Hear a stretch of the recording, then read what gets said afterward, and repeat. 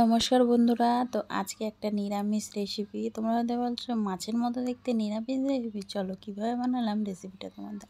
এখানে আমি একটা কাঁচকলার একটা আলু ভালো করে ম্যাশ করে নিয়ে তার মধ্যে ছোলার ডাল বাটা দিয়েছি ভেজে রাখা, তার মধ্যে 1 চামচ জিরে, হলুদ, একটু লঙ্কার গুঁড়ো আর একটু জিরের গুঁড়ো ভালো করে মেখে নেবো। আমি একটু নুন দিতেও ভুলে গেছি, সেটা মেখে নিলাম।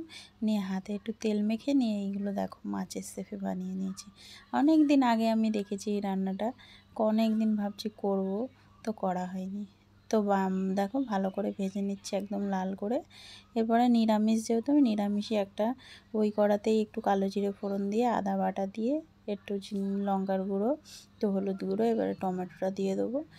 একটু কিছুটা নুন দিয়ে টমেটোটা গলিয়ে নিয়ে একটু চেরা কাঁচা লঙ্কা দিলাম, যাতে মশলাটা পুড়ে না যায়। একটু জল দিয়ে এবারে উপরে আমার কাছে কড়াইশুঁটি ছিল, যাতে মাছের ঝাল ঝাল মনে হয়, তাই দিয়েছি। এবার জিরের গুঁড়ো আর ধনের গুঁড়ো দিলাম, দিয়ে জল দিয়ে দেবো। জলটা ফুটে গেছে, এবারে আমি মাছগুলো দিয়ে দিলাম। তো ওপর থেকে গরম মশলা ধনেপাতা কুচি দিলেই রেডি আমার মাছ, কিন্তু মাছ নয়। তো আমার ছেলের পাতে দেওয়ার সাথে আমি বলছি যে তুই খেয়ে দেখ, এতে কিন্তু কোনো কাটা নেই। খুব খুশি মনে দারুণ করে খেয়েছে আর খুব পছন্দ এসছে। তো কেমন লাগলো আমার এই রেসিপিটা অবশ্যই জানিও তোমরা।